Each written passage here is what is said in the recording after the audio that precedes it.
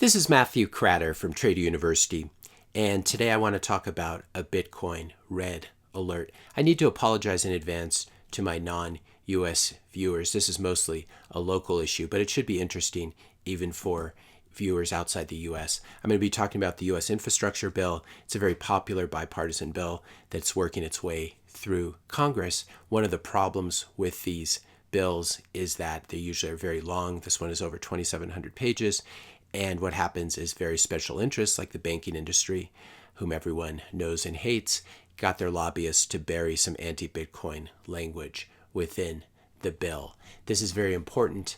What basically happened, I talked about this a couple days ago, but just to quickly review, they inserted some language that redefined brokers to include groups that are part of the Bitcoin and crypto ecosystem. So anyone who's responsible, any person who for consideration is responsible for regularly providing any service effectuating transfers of digital assets on behalf of another person. Now this is very vague on purpose. It's a new wider definition of broker, and because it's so wide, it could easily be interpreted later by courts to include Bitcoin miners, Bitcoin full nodes, all the DeFi protocols that are built on Ethereum and their parent companies, and also proof-of-stake validators under a proof-of-stake system like Cardano, or when ETH moves to proof-of-stake whenever they do it. So this doesn't just affect Bitcoin. I could obviously care less about what happens to Cardano or Ethereum, but if you do care about the crypto industry, it's important that you pay attention here. What's going to happen is if this bill passes in its current form without the amendments, the Bitcoin miners, for example, will be required to issue 1099s, which are tax forms.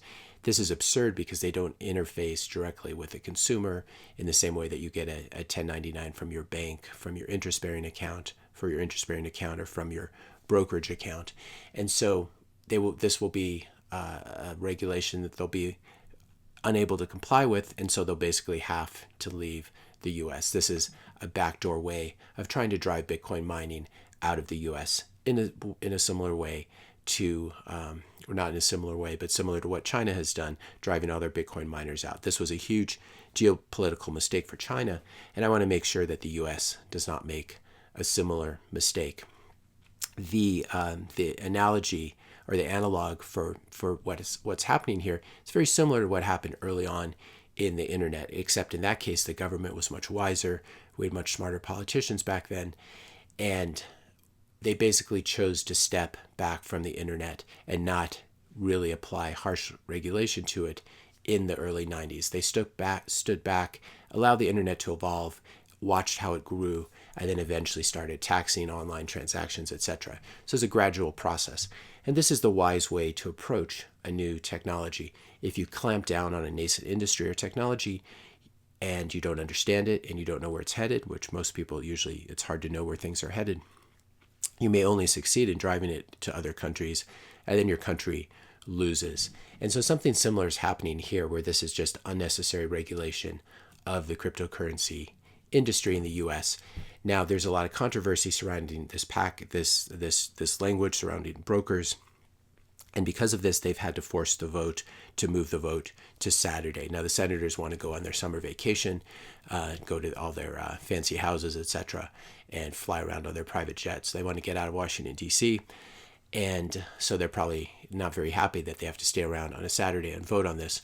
But the real thing holding up this bill, as I understand it, is this cryptocurrency language. Now, the original senator, who's from Ohio, Senator Rob Portman, he was the one who inserted this brokerage language, this wider definition of a broker. He's now proposed a revision to that where he will exclude Bitcoin miners, proof of work miners, and also it looks like hardware manufacturers and resellers of hardware wallets and software wallets. So this is great. This gives you an idea that Bitcoin is in a much better position here than other cryptocurrencies.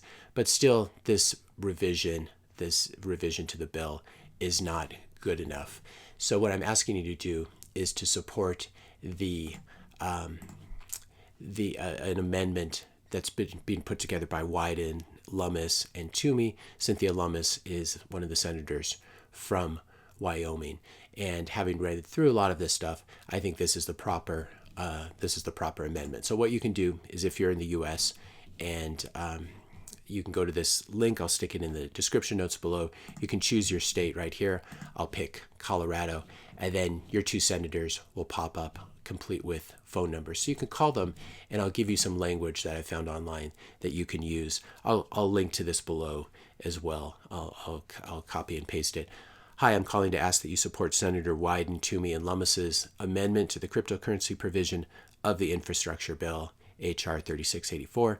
This amendment will ensure that the provision does not dramatically expand financial surveillance, harm innovation, or undermine human rights. Policies that impact basic freedom and the future of the internet should be debated carefully and should never be attached to must-pass bills. Thank you. And that's really a key point at the end, that you don't bury very important legislation like this deep in a bill and then try to rush it through.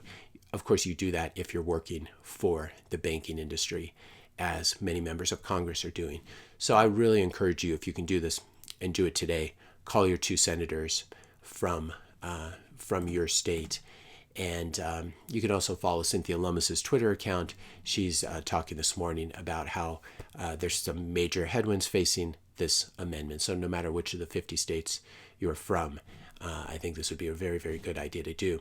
Now, it's important to realize, and I've mentioned this before, that just because our politicians in the U.S. are so economically illiterate, they're so technologically illiterate, most of them are just lawyers or investment bankers. But the good news is they cannot kill Bitcoin. It is so decentralized, unlike all the DeFi protocols, unlike Ethereum and Cardano and Ripple XRP. They can't kill Bitcoin, but what they can do is they can stifle the Bitcoin ecosystem and the whole cryptocurrency ecosystem and drive it out of our country. Bitcoin, I think, is as American as apple pie. Bitcoin is about freedom. It's about freedom of speech. It's about freedom from government confiscation. It's about freedom from central bankers. Founding fathers loved silver and gold, and if they'd known about Bitcoin, I think they would have loved it.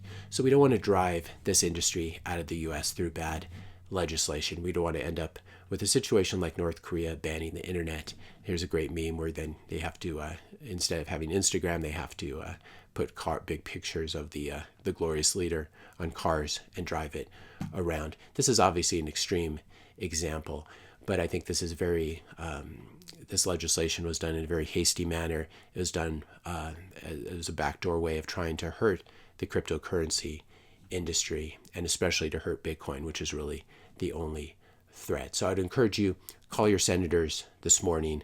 This is very important, and we'll follow along and see what happens on Saturday with the vote. If this does pass the Senate, whether with this amendment or not, it will then need to end up in the House of Representatives, who aren't back from summer break for, I think they're coming back mid-September. And then Biden, of course, will ultimately need to sign it. Even if a hostile legislation like this is passed, it can always be modified afterwards, etc. But that is a little bit more risky. It's much better to nip it in the bud here and kill it when it's in the Senate, and instead use the Lummis, the Wyden, Toomey, Lummis amendment to the infrastructure bill. If you found this video helpful, be sure to hit that subscribe and like button. Hit the notification bell if you want to be notified when I publish my next video. And let me know your questions and comments in the comment section below. Thanks a lot for watching, and I'll see you in the next video.